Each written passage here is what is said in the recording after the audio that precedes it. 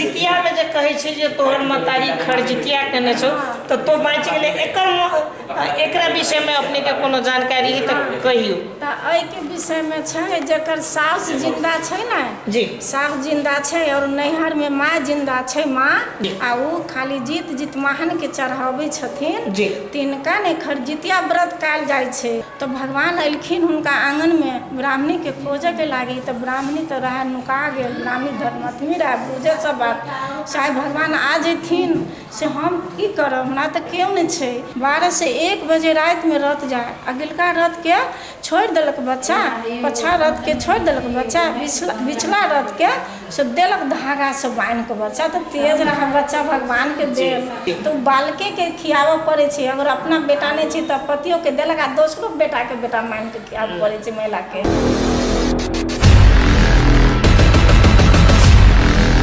दर्शक दिन प्रणाम।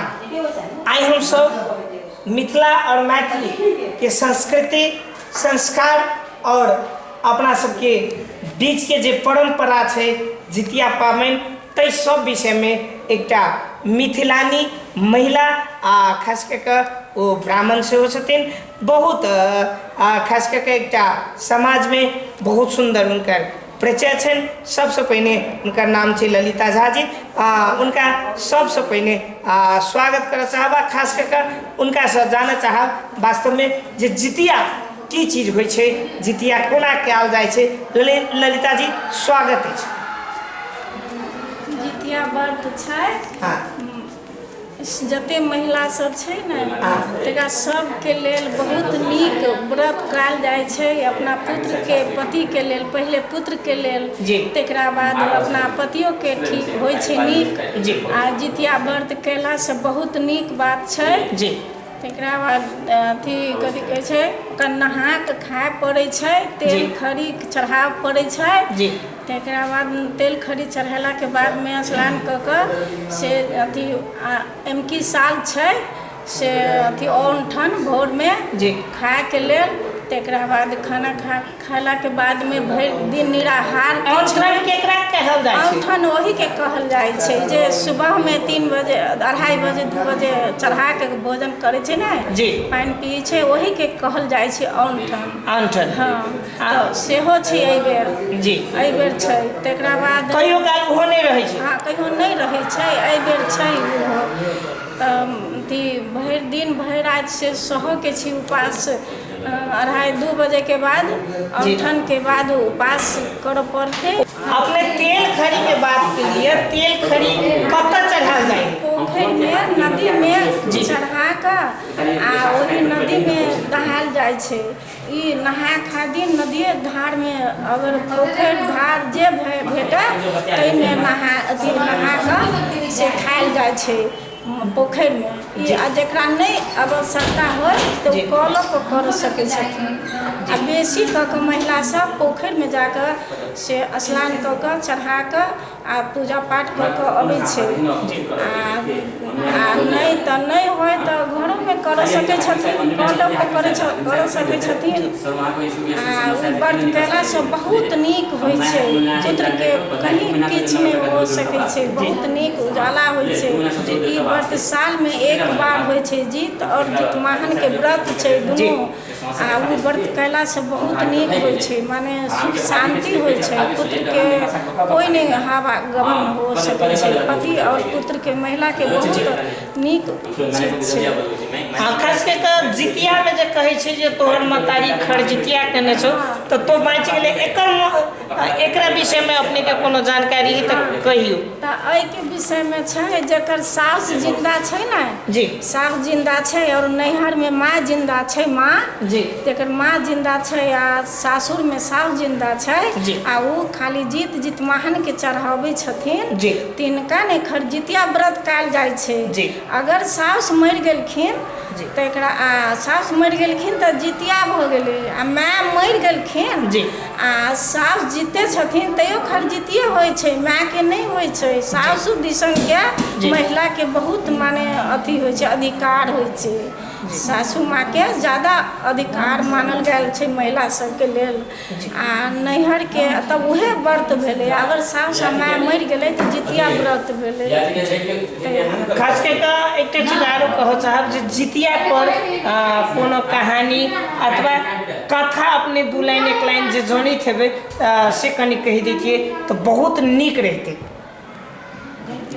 चौड़चन पाबनि रहे तब चौड़चन पाबनि रहे नहीं तो सबके पूरे गांव में से पानि पड़ि रहे, पूरे गांव में पानि पड़े आ ओहि एकटा ब्राह्मणी बहुत धर्मात्मी रहे, ओकरा पति मरि गेल रहा, बाल बच्चा नहीं रहा तो वो की कहे छे हे भगवान पूरे गांव जे अथी पानि पड़े छे हमरा आंगन में से रौद उगा देथिन तो भगवान से हम बियाह कर लेब।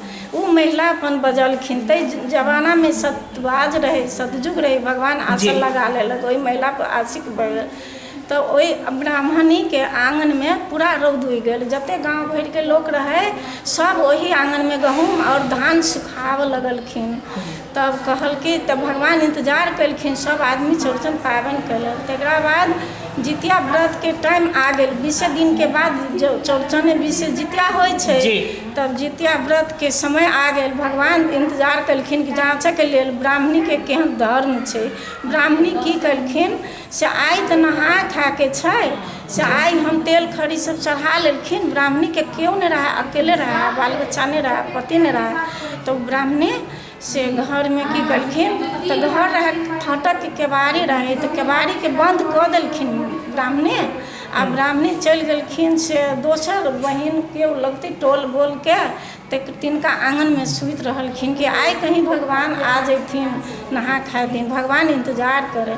तो भगवान अयलखिन हुनका आंगन में ब्राह्मणी के खोजे के लागी तो ब्राह्मणी तो रहा नुका गेल। ब्राह्मणी धर्मात्मी रहा, बुझे सब बात चाहे भगवान आ जैथिन से हम की करब, हमरा तो क्यों नहीं छै। डर से ब्राह्मणी चलि गेलखिन दोसर के टोल बोल बहिन के आंगन में सुति रहलखिन। भगवान पैरा तकैत तकैत भोर में भगवान 3 बजे भोर में उठ कर चलि गेलखिन। फिर ब्राह्मणी अयलखिन, ओहि दिन उपास रहे, नहा के दिन तो वो अपन चल गलखिन चढ़ा कर। उपास के दिन ब्राह्मणी सहल रहा जितिया व्रत सहल रहा, निराहार, ने पानी पिए के, ने खर खोटे के, ने झूठ सांस बाजे के, ने केकरो शिकायत करे के। बहुत धर्मात्मी एकदम बढ़िया से कर पड़े व्रत। ई व्रत केने रहा ब्राह्मणी कऽ कऽ से चलि गेलखिन। फिर टोला पड़ोसा से बतिया एने ओने घूमन स्नान कर। फिर व्रत कैला के बाद भगवान आबि कऽ आ ओहि ब्राह्मणी के आंगन में से फिर अथी भगवान सुति रहलखिन फटक खोल कर से आइ ब्राह्मणी अथिन हुनका से बात करबे। तो ब्राह्मणी के डर भऽ गेल कि आइ भगवान सहल छी, आइ तऽ एबे करथिन से आइ हम से नहीं हम रहबे एहि घर में। तब ही जाकर ब्राह्मणी फिर चलि गेल वही टोल बोल बहिन के आंगन में जाकर सुति रहलखिन। फिर 4 बजे भोर में भगवान 3 बजे में छटपटा के जाकर हुनका आंगन में पेशाब कर देलखिन। भगवान पेशाब कर देलखिन, हरियर कंचन खूब नीक गेनहरी के साग बनि गेल। ब्राह्मणी अयलखिन 4 बजे अयलखिन तो स्नान कऽ कऽ साग के बिन धोले ब्राह्मणी काटि कऽ बना लेलखिन। ओहिमे केराउ धऽ कऽ खाए के रहै छै कारण सब महिला के लेल, ओहि दुआरे तो उहे साग बना लेलखिन। उहे साग बना के केराउ के फुला के चढ़ेने रहा से फिर प्रातः में चढ़ाव करै छै चूड़ा खीरा, किनको चाउर चढ़ै छै, किनको जेकरा जे चढ़ै छै। तकरा बाद केरा के पात पर सेहो चढ़ै छै, केकरो झिंगनी के पात पर, केकरो घेरा के पात पर, बेसी घेरे के पात पर चढ़ै छै। नियम से छै प्रात में। तो वही गेनहरी के साग भगवान जे रहथिन पेशाब केने तो वही गेनहरी के साग के काटि कऽ आ खूब नीक से केराउ धऽ कऽ खा लेलखिन। हुनका गर्भ रहि गेल ब्राह्मणी के, पेट में बच्चा भऽ गेल। तब गाँव समाज में लोग की कहै छै एकरा तऽ क्यों नहीं छै, एकरा पेट में भेलै कि एकरा कारण छै। एहि कारण के लेल पूरा गाँव के लोग पहले डिगडिगिया होइ छलैया, डिगडिगिया पिटा कऽ आ पूरा गाँव के लोग से की कलखिन तऽ खूब बढ़िया से हुनका अथी कऽ देलखिन कि फैसला कि कथी अहाँके पेट कहना भेल। तो कहलखिन हम गलत नहीं छी, हम इंसान छी, हम आदमी छी, हम एना चौड़चन पाबनि के हमरे ही सकार लेने पानि पड़ी तो सब आदमी हमरे आंगन में से अथी कलखिन, गहूम धान सुखलखिन। ताहि दुआरे से हम से जितिया व्रत के दिन भगवान इंतजार कलखिन कि हम से बात करबे। हम डर से हम टोल बोल बहिन के घर में जाकर सुति रहना आ हम घर में नहीं आबऽ सकली। ताहि दुआरे से भगवान पेशाब कऽ देलखिन व्रत के रात भोर में, तो वह साग हम खा लेना, गर्भ हमरा पेट में बच्चा हो गया है। जी तो कल अच्छा एकरा कौन कथा कहै छै? ई जितिया व्रत के कथा छै। जितिया व्रत के कथा छै। ई कथा समाप्त हो गई कि आरो एमे किछु बात छै बाकी? कहियो। हाँ, तब ई और छै।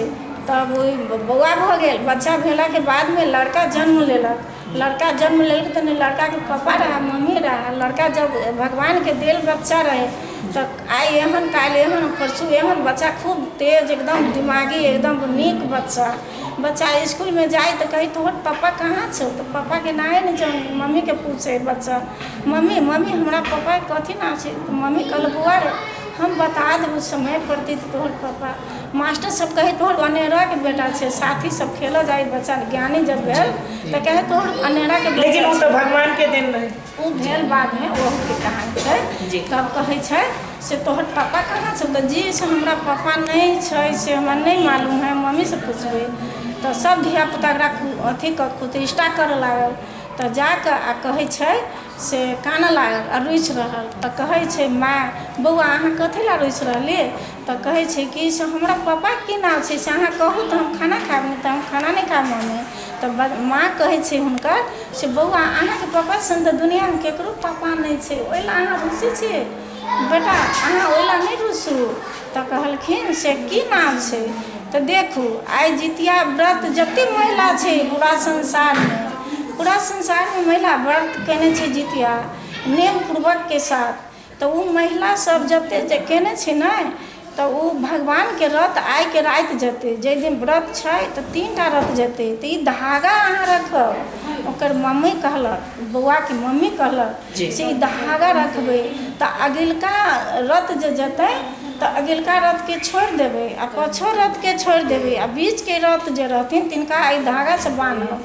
कह छोड़ छोड़ छोड़ तो इहो नहीं छोड़ब, कह हमर पापा के नाम की छै से अहाँ बताओ तखने अहाँ छोड़ब। तो कहलकै ठीक छै। तब से लऽ लेलक बच्चा के। तो नींद नहीं है कि पापा के नाम हमर मम्मी बतेलखिन ना तो हम बुझबै।